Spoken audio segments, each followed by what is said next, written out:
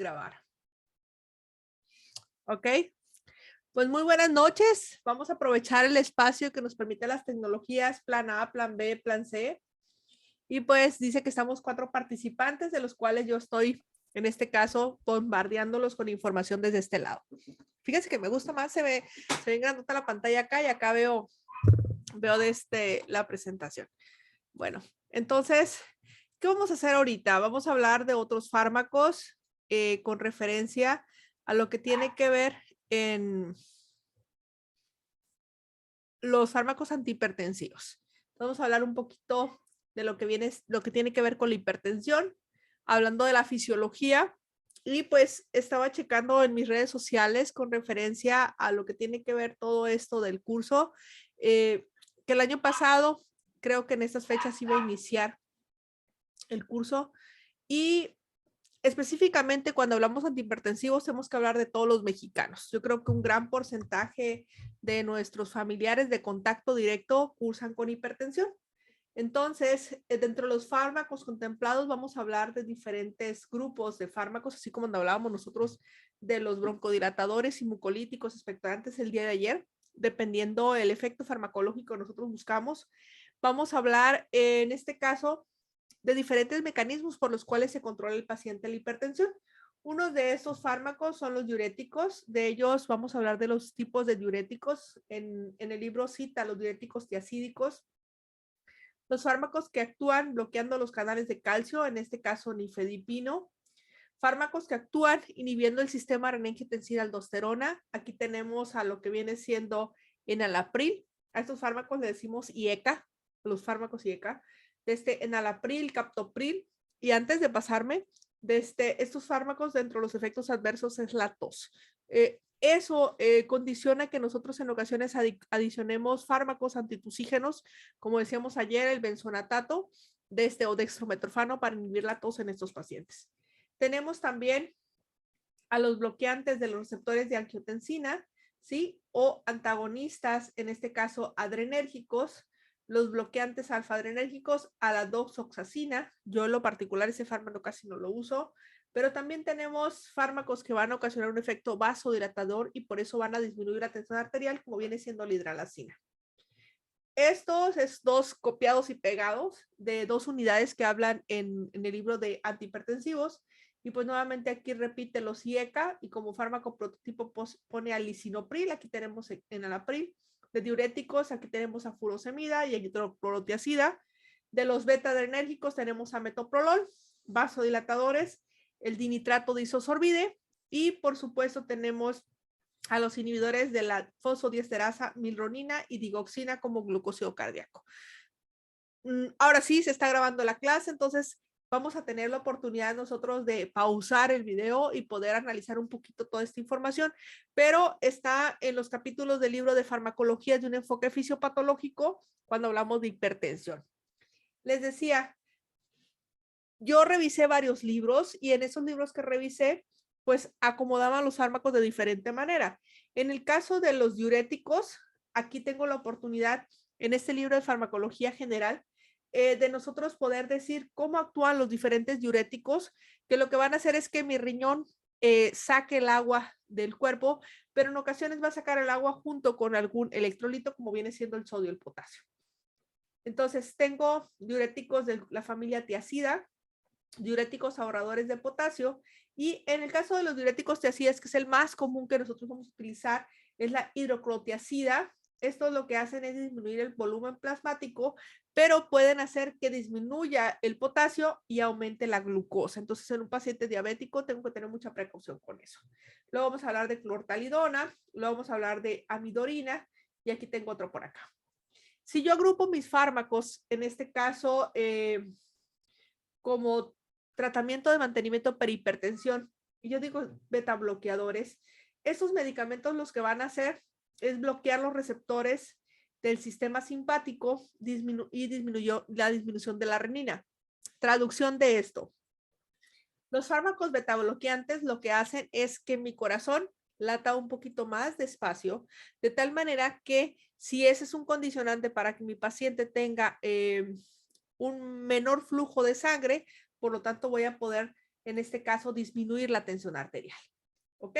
Entonces, dentro de los fármacos más comunes que nosotros vamos a utilizar como beta bloqueantes, tenemos al metoprolol, tenemos atenolol, tenemos a propanolol, pero ahorita, dentro de los fármacos que más están utilizando, que nosotros pudiéramos reducir un poquito ese efecto de la bradicardia, que es como actúan estos medicamentos, tenemos a bisoprolol. Este fármaco es un fármaco que nos va a ayudar a nosotros a que nuestro paciente controle la tensión arterial sin estos efectos adversos que nosotros pudiéramos contener, como viene siendo el broncoespasmo, insuficiencia cardíaca, depresión, hipoglucemia, hipoperfusión periférica. No sé si alcanzan a ver las letritas de aquí, si no, busco la manera de hacerlo un poquito más grande. Pero es importante nosotros para nuestro paciente buscar la forma de controlar su tensión arterial de una u otra manera. Lo normal que mágicamente nos da el 120/80 es la tensión arterial que tienen que manejar nuestros pacientes hipertensos porque nos está diciendo que está controlado. Si yo tengo un paciente hipertenso que tiene 180/140, es un paciente hipertenso descontrolado. Entonces, ¿qué tengo que hacer? Adicionar otro fármaco si ya fallé en lo que viene siendo los mecanismos en cuestión de que nuestro paciente controle los factores que van a llevar a que se suba su tensión arterial. Ahorita vamos a hablar un poquito de ellos, como viene siendo el estrés, la obesidad, el sedentarismo. En otro de los medicamentos son los alfa bloqueantes o beta bloqueantes. Y aquí tenemos a la betalol o carvedilol. Tenemos, ya lo había dicho ahorita, prazosin. Los inhibidores de la ECA, pues aquí estos son buenos, bonitos y baratos. El problema es el efecto secundario que viene siendo la tos. Y pues tenemos a captopril, enalapril, lisinopril, ramipril y son muchísimos de ellos.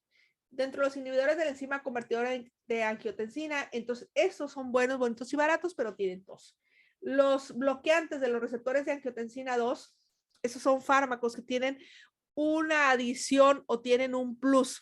Reduce la tensión arterial, pero también protegen lo que viene siendo el endotelio de manera general, de tal manera que nuestro paciente va a tener la oportunidad de podérselos dar a pacientes que tienen antecedentes o que presentan hipertensión o presentan hipertensión y diabetes, hipertensión, algún infarto, hipertensión, alguna otra cosa.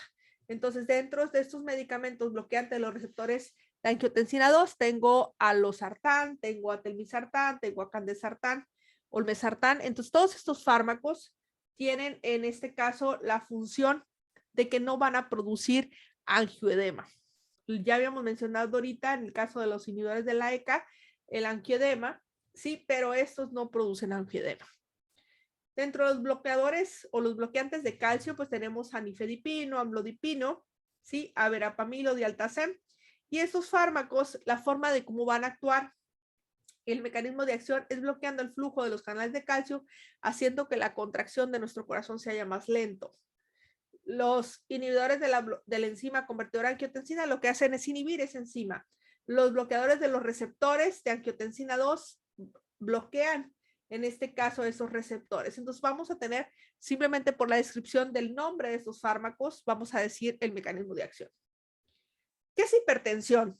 Este libro es un librito, entre comillas, viejo, porque ya tiene sus 5 o 10 años, que tenemos la oportunidad nosotros de revisar los textos. Sin embargo, cuando nosotros estamos hablando de hipertensión de los pacientes adultos, para decir que mi paciente es un paciente normal, tiene que tener 120/80 de esa presión sistólica y de esa presión diastólica. Sin embargo, cuando nosotros manejábamos en la década de los 2000 o el 2010, decíamos el paciente prehipertenso es un paciente actualmente diagnosticado como hipertenso. Este paciente que maneja 139/89 de TA es un paciente hipertenso, de los cuales nosotros tratamos de, si tiene algún compromiso, por ejemplo, un paciente con lo que es edema, un paciente con muchísimo estrés, un paciente con diabetes, entonces ya tengo que dar un tratamiento antihipertensivo. Sin embargo, en esos pacientes prehipertensos, lo que normalmente hacíamos y tenemos que hacer ahorita con el paciente hipertenso, porque ya cuando tiene, repito, arriba de 120, arriba de 80 es un paciente hipertenso, modificaciones en el estilo de vida, enseñarlo a que disminuya en sus alimentos la concentración, en este caso de sodio, y por supuesto que empiece a activarse físicamente. ¿Qué le tengo que dar a nuestros pacientes hipertensos? Entonces, principalmente puedo iniciar con un diurético tiazida y puedo combinarlo con los fármacos que ya veíamos ahorita. Con cualquiera de estos fármacos, los diuréticos tiazida se llevan bien. ¿Ok? Si mi paciente tiene una hipertensión de 160/100, entonces yo voy a tener que combinar esos diuréticos, ¿sí? Con algún otro medicamento buscando un efecto farmacológico mucho más potente. Entonces vamos a clasificar nosotros entonces al paciente dependiendo los factores que puedan acompañar su hipertensión. Si su hipertensión es debida a que tiene un aumento del gasto cardíaco, pues de esa manera voy a buscar yo algún tratamiento farmacológico que tenga un mecanismo de acción directamente sobre lo que viene siendo el gasto cardíaco. ¿Qué es el gasto cardíaco? El gasto cardíaco es el volumen de sangre bombeado por minuto. ¿Qué es, en este caso, el volumen sistólico? El volumen sistólico es el volumen de la sangre que se bombea en un ventrículo durante la contracción. Y la resistencia periférica es lo que yo tengo que vencer cuando mi corazón se está contrayendo y logra mantener ese flujo sanguíneo hacia la periferia. Si yo puedo controlar estos tres factores, voy a poder entender los diferentes fármacos que yo puedo darle a mi paciente. Si mi paciente tiene bradicardia, si mi paciente tiene una hipertensión, en este caso, que no esté compensada. Por ejemplo, ahorita decía el paciente 140/90, es un paciente que está compensado. Pero si mi paciente tiene 160/80, imagínense, yo tengo que trabajar en solamente reducir la presión sistólica, porque la diastólica está normal. Entonces, eso va a ser así como un coquito muy importante con nuestros pacientes para nosotros poder explicarle lo que está pasando con ese tratamiento farmacológico. Entonces, ¿qué buscamos nosotros? Que nuestro paciente se sienta bien para poder tener nosotros la oportunidad de controlar a nuestros pacientes. ¿Sale?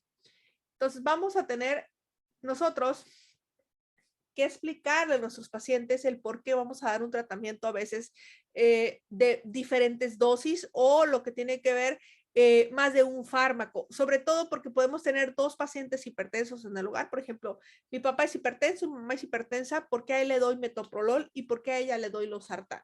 ¿O por qué a él le doy losartán y por qué a ella le doy bisoprolol? ¿Por qué le doy enalapril, captopril, o alguno de esos tipos a él y a ella le doy otra cosa? Entonces, ¿qué es lo que yo busco o por qué mi paciente tiene hipertensión?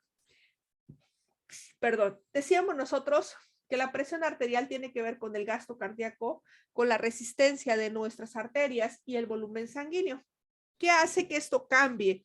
Bueno, el volumen sanguíneo va a cambiar cuando yo tengo una pérdida de líquido, cuando yo estoy deshidratado y cuando yo retengo líquidos y tengo un efecto de lo que es la hormona antidiurética de la aldosterona. Si esto se mueve, entonces yo puedo tener hipertensión. Si mi paciente tiene un aumento en la viscosidad sanguínea, por ejemplo, tengo un paciente que tiene una hemoglobina de 18. Ese paciente tiene un aumento de la viscosidad sanguínea que yo tengo que corregir a mi paciente. Hay indicaciones para mi paciente se someta a drenaje de lo que es la sangre para poder tener nosotros la disminución de la viscosidad de la sangre. Otro lo que tiene que ver el sistema renina-angiotensina-aldosterona y también la actividad del sistema nervioso simpático. ¿Por qué? Si yo tengo frío, mis arterias se contraen. Si yo tengo miedo, si estoy estresado, mis arterias se contraen. Otro de los factores responsables en la presión arterial es el gasto cardíaco.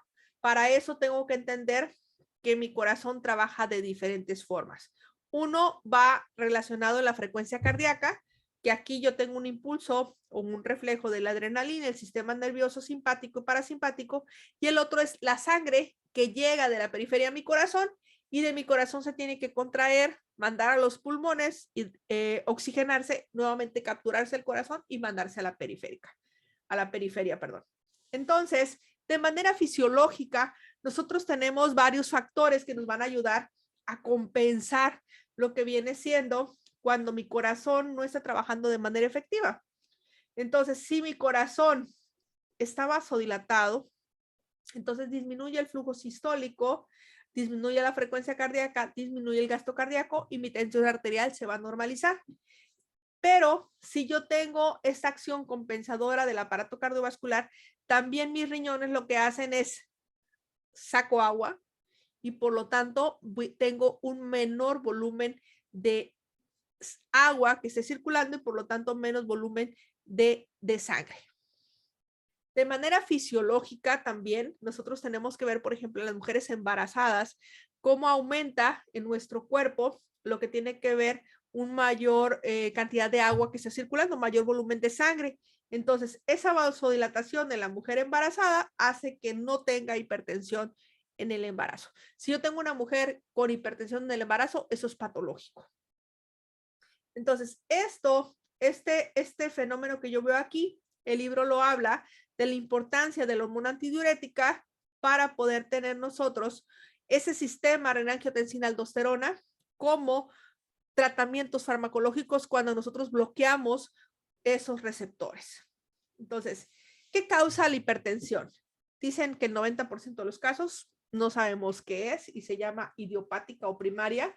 Sin embargo, nosotros pudiéramos hablar que un 10% de nuestra hipertensión va muy relacionado a problemas de hipertiroidismo, va muy relacionado a problemas de falla en el riñón como la insuficiencia renal crónica y por supuesto en nuestros pacientes con síndrome de Cushing, que decíamos que es un efecto secundario cuando nuestra glándula suprarrenal no está trabajando de manera efectiva. ¿Cuáles son los órganos que más se van a dañar cuando nosotros somos hipertensos? Cuando nosotros somos hipertensos y no estamos controlados. El corazón, el cerebro, los riñones y por supuesto lo que es la retina. Pudiéramos hablar de fenómenos como retinopatía hipertensiva, nefropatía hipertensiva y por supuesto los infartos y los eventos vasculares cerebrales. Entonces, si nuestros pacientes tienen una hipertensión crónica descontrolada, nuestro corazón va a tener que tener una sobrecarga y nos va a llevar a que empiece a cansarse y eso se llama insuficiencia cardíaca. Especialmente nuestros pacientes con diabetes y los pacientes con insuficiencia renal crónica son los que van a tener con mayor probabilidad consecuencias a largo plazo por la hipertensión. Este fenómeno que está aquí, que nosotros vemos, esta imagen, es para representar lo que vienen siendo los factores hormonales y nerviosos que van a controlar la presión arterial. Vean, tenemos factores positivos o negativos, como viene siendo el impulso de estos vasoreceptores a través de la arteriola. Recordemos que todo nuestro cuerpo está lleno de arterias, venas y lo que viene siendo capilares. En las arteriolas, por eso hipertensión arterial, es cuando nosotros tenemos un impulso muy importante y este está mediado a través de la hormona antidiurética, ¿sí? Y por supuesto lo que viene siendo el riñón. Entonces, este manda un impulso a lo que viene siendo las arteriolas y nosotros vamos a tener respuestas a través de la glándula suprarrenal de dos hormonas muy importantes, que es la adrenalina y la noradrenalina. Sin embargo, de manera periférica tenemos vasoreceptores que van a mandar señal hasta el centro vasomotor medular para que se libere más noradrenalina. Entonces, esos factores que van a hacer que nosotros a nivel del riñón tengamos cambios muy importantes en el volumen de los líquidos. Por eso el hecho que utilice fármacos del tipo diuréticos van a ayudar a mi paciente a que controle su tensión arterial. Tratamiento no farmacológico para la hipertensión. Esto es lo ideal. Si nosotros pudiéramos controlar la tensión arterial con esto, nuestro paciente le va a ir muy bien. Entonces, vamos a hablar de cambios terapéuticos en el estilo de vida. Limitar la ingesta de alcohol, restringir el consumo de sal, reducir la ingesta de grasas saturadas, colesterol, aumentar el consumo de frutas frescas y verdura, incrementar la actividad física anaerobia, cesar el consumo de cigarro, tener algunas medidas para controlar el estrés y, por supuesto, mantener el peso ideal. ¿Ok? Si nosotros hacemos esto, a nuestro paciente pudiéramos limitar en que en vez de que utilice muchos fármacos, pudiéramos nosotros evitar que nuestro paciente utilice fármacos.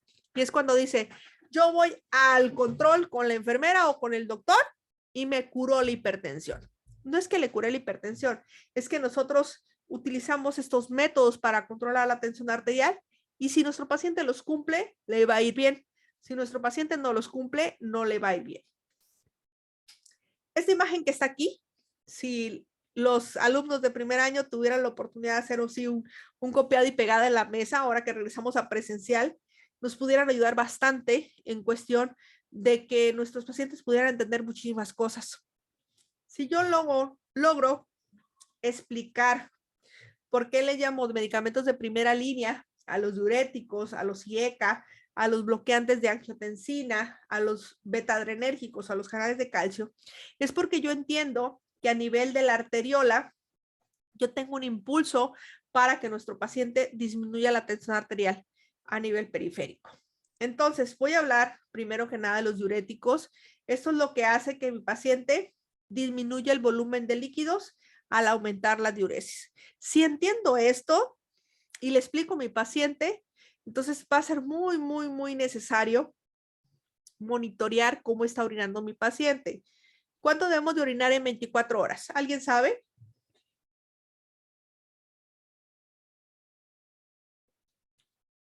Aproximadamente 1,800 mililitros de orina en 24 horas. Si yo orino menos de eso, significa que mi cuerpo se está quedando con los líquidos que yo debería eliminar a través de la transpiración, de cuando estoy hablando pierdo agua, pero a nivel del riñón, los productos de desecho se van a eliminar con el agua. Entonces, ¿qué le tengo que hacer a mi paciente? ¿Cómo sé si mi paciente está reteniendo líquidos? Pues muy sencillo, yo peso a mi paciente, al día siguiente lo vuelvo a pesar, y si mi paciente pesa 500 gramos o 1 kilo más, es que está reteniendo esos líquidos y por lo tanto yo tengo que estar verificando dónde se le están yendo. Desafortunadamente se pueden ir hacia los pulmones, ocasionando edema pulmonar, o se puede quedar en las extremidades donde mi paciente refiere que tiene edema de las manos y de los pies. Entonces, eso no es bueno para nuestro paciente. Los fármacos inhibidores de la enzima convertidora de angiotensina, aquí vamos a ver nosotros que saliendo del riñón, aquí está esa enzima angiotensina, lo que hacen es bloquear y al momento de bloquear lo que ocasionan es una vasodilatación, ya que disminuye o bloquea la aldosterona y por lo tanto el volumen de líquido que va a producir el riñón va a ser menor. Entonces aquí tengo dos factores muy importantes y los otros son los bloqueadores de esos receptores que lo que hacen es producir vasodilatación. Entonces los bloqueadores de los receptores de angiotensina y los inhibidores de la enzima convertidora de angiotensina ocasionan vasodilatación. Entonces, si yo tengo una vasodilatación, puedo manejar un mayor volumen de lo que vienen siendo los líquidos. Por eso utilizo diuréticos para ese efecto que yo estoy ocasionando de vasodilatación, sea en este caso sumatorio a la pérdida de la orina que yo estoy teniendo. Los fármacos bloqueadores de los canales de calcio lo que hacen es bloquear estos canales, ocasionando que nuestras arteriolas también tengan una vasodilatación. Entonces yo tengo vasodilatación, vasodilatación y vasodilatación. También tengo otros fármacos que también causan vasodilatación, como vienen siendo los bloqueantes alfa, los vasodilatadores directos, su nombre lo dice, y los agonistas alfa. Pero esos agonistas alfa, además de causar la vasodilatación, la forma como lo hacen es disminuyendo los impulsos nerviosos. Los bloqueantes alfa lo que hacen es inhibir la activación simpática de las arterias y los vasodilatadores directos es sobre el músculo liso. Los bloqueantes de calcio, la forma como ocasiona la vasodilatación es bloqueando esos receptores de calcio de las arterias y de esa manera yo tengo un espacio mayor. Imagínense que, no sé, tengo un calzado del número 4 para ahorita que voy a entrar a clases, pero tengo mi calzado viejo del número 4. ¿Cuál va a ser más cómodo? Pues el que ya está usado, ya está vasodilatado, ya está extendido, de tal manera que nuestro paciente va a poder manejar un volumen mayor en ese calzado. Otra de las formas por las cuales yo puedo disminuir la tensión arterial es a través de directamente sobre el corazón, disminuyendo la frecuencia cardíaca y de esa manera reduzco el gasto cardíaco. A esos fármacos se le llaman bloqueantes beta o beta bloqueadores. Entonces tengo 1, 2, 3, 4, 5, 6, 7 mecanismos, ¿sí? Directamente lo que viene siendo riñón y la arteriola, y tengo un mecanismo directamente a nivel del corazón. Entonces, ¿qué busco para mi paciente? Dependiendo cuál es la causa o de manera fisiológica cómo se está presentando su tensión arterial. No sé si tengan alguna duda aquí para continuar.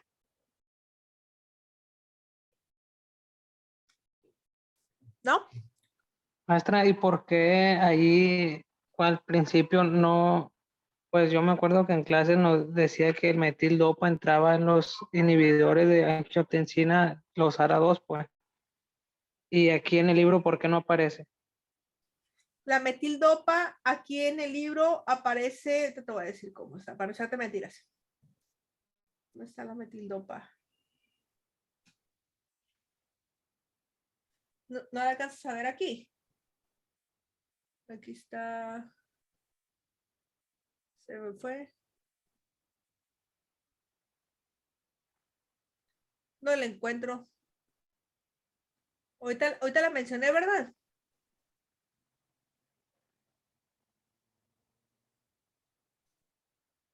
No recuerdo que lo haya mencionado, por eso se me hizo raro que en clase sí recuerdo que la miramos y aquí usted no la menciona o en el libro Ah, no ok, viene. ok.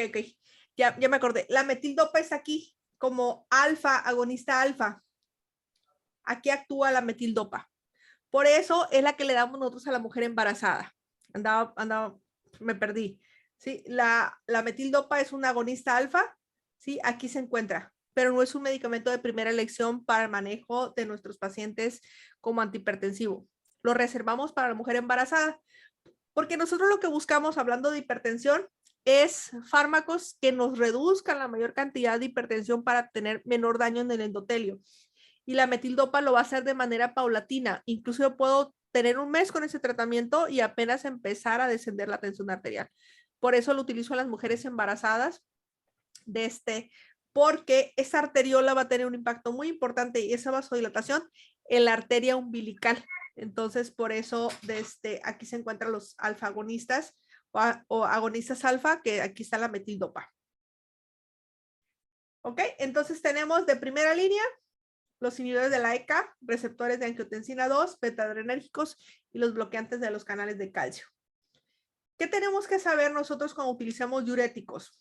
En el caso de los diuréticos, no solamente estamos perdiendo agua, sino también podemos perder electrolitos o ser selectivos para solamente perder agua y que los electrolitos no se pierdan. Entonces, hay muchos diuréticos y casi todos tienen el mismo resultado, que es la reducción del volumen de líquido circulante. Dentro de los diuréticos de los electrolitos más importantes que nosotros tenemos que controlar con los diuréticos es el sodio y es el potasio. Sin embargo, nosotros al momento que sometemos a nuestro paciente un tratamiento con diuréticos, tenemos que cuidar bastante lo que viene siendo el control de su tensión arterial. Específicamente, ¿a qué me refiero aquí? A lo que tiene que ver con el que mi paciente que haga algún movimiento diferente o lo haga bruscamente y se maree, como viene siendo la hipotensión ortostática, la presencia de los mareos, la sensación de que mi paciente se va a caer, sobre todo esa sensación de inestabilidad.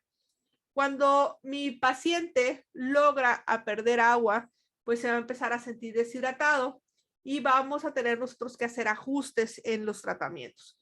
Entonces, la pérdida de potasio se llama hipopotasemia y es una preocupación muy importante cuando utilizamos diuréticos de asa y los diuréticos tiacídicos.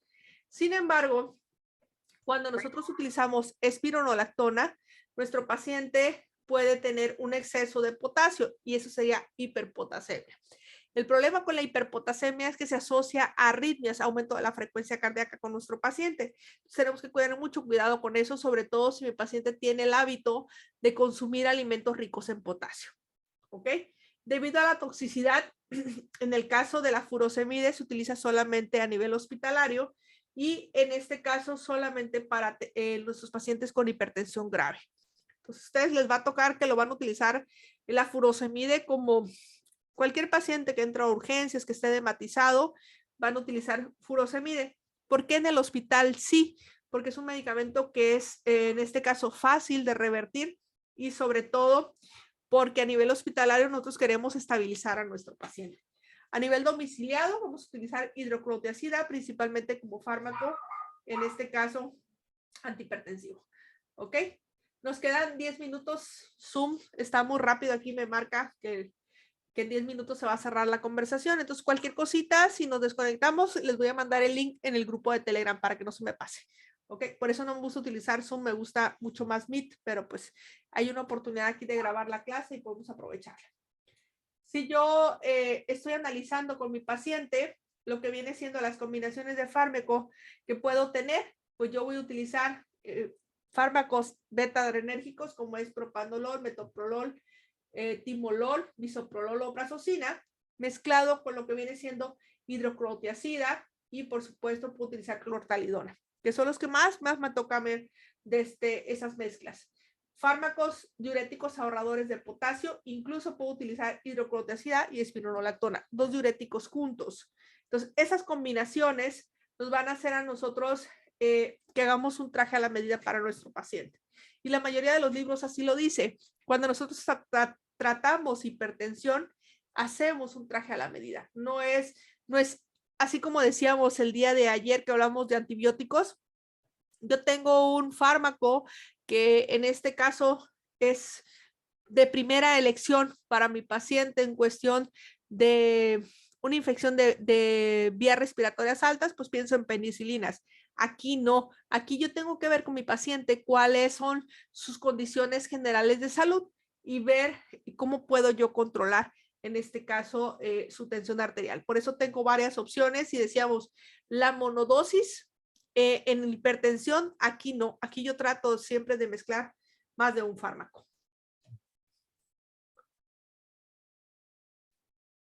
Cuando utilizo los diuréticos, el fármaco prototipo de los ahorradores de potasio es spironolactona a razón de 25 a 100 miligramos por día y los efectos secundarios, en este caso, como les decía ahorita, son las arritmias. ¿Ok? Si utilizo un diurético tiazida, el de elección es hidroclorotiazida a razón de 15.5 hasta 100 miligramos por día. Nuestro paciente va a tener como efecto secundario hipopotasemia. En el caso de los diuréticos de ASA, aquí yo tengo lo que viene siendo furosemide y pues nuestro paciente puede tener hipotensión ortostática, deshidratación, pero también daño a nivel de lo que viene siendo de ototoxicidad e incluso el colapso circulatorio. Como fármaco prototipo hidroclorotiazida, ahorita casi les podría decir que ninguno de ustedes toma antihipertensivos. En el primer grupo que tuve del curso había varios enfermeros añosos, ya teníamos algunos añitos los que estábamos ahí, y platicábamos de la combinación de hidroclorotiazida con fármacos como losartán o telmisartán. ¿Qué buscamos nosotros cuando utilizamos hidroclorotiazida?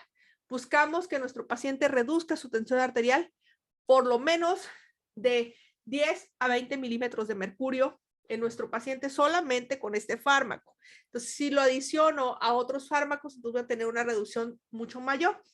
Si nuestro paciente se sobredosifica lo que viene siendo hidroclorotiazida, pues nosotros vamos a tener que tratar esa deshidratación. Entonces, diurético, contraindicaciones de los diuréticos, general, paciente deshidratado. Si mi paciente está deshidratado, no voy a meter diurético. Si mi paciente no está orinando, tengo que ver por qué no está orinando mi paciente. Puede ser por diferentes factores. En el caso de las contraindicaciones, como les digo, incluye anuria, hipersensibilidad previa a las tiazidas. Y si mi paciente, y eso anótelo por ahí porque es muy importante, si mi paciente es alérgico al trimetoprim con sulfa, está contraindicado los diuréticos tiazídicos. ¿Ok? El ginkgo biloba puede hacer que nuestro paciente aumente junto con hidroclorotiazida, que aumente o potencie la tensión arterial hacia arriba. Entonces está contraindicado mezclar ginkgo biloba con lo que viene siendo ese tipo de medicamentos. ¿Cómo voy a educar a mi paciente? Tengo que educar a mi paciente revisando de manera constante sus condiciones, tanto hepáticas como renales. Si está tomando litio, el litio se utiliza para los pacientes con crisis convulsivas, sobre todo pacientes con ansiedad, pacientes esquizofrénicos. Entonces, es importante nosotros estar midiendo las concentraciones de lo que viene siendo el litio. Si está tomando tiacídicos o diuréticos de ASA, tengo que tener una dieta muy buena o alta de lo que viene siendo alimentos ricos, en este caso de potasio, como el zumo de naranja, plátanos y por supuesto los melocotones, que son los melones. ¿Ok? No hay que dar, si mi paciente es hipertenso, no le voy a dar sal light. Hay muchas presentaciones ahorita de sal. La sal rosa del Himalaya, la sal que no es de cloruro de sodio, sino es cloruro de potasio. Mi paciente no tiene que sustituir la sal. Es ningún tipo de sal lo que debe tomar mi paciente.